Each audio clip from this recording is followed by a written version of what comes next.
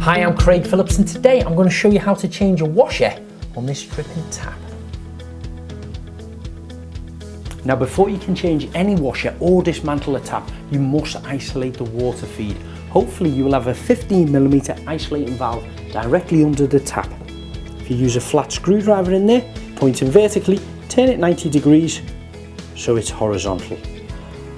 Now if it hasn't got an isolating valve there, you're going to have to find the main stop tap, which is usually situated underneath the sink downstairs in the kitchen.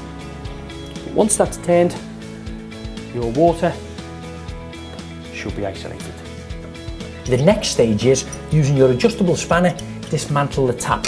You can start by the two nuts at the top. You loosen the one off.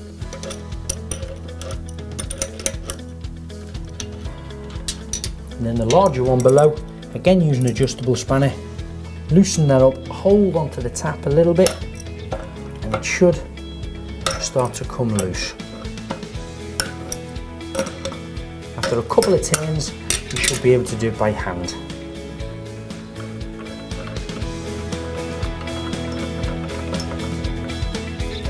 And once you've taken that out, you will see the old washer on the underside of that starting to decay. Using your flat screwdriver, start to lever that old washer out. Make sure he's nice and clean, and then apply your new washer into the same position. Now place the tap back into the base section of it, tighten it up by hand as far as you can. Again using your adjustable spanner, start to tighten the bottom section first, holding the tap nice and firm. Then use your small adjustable.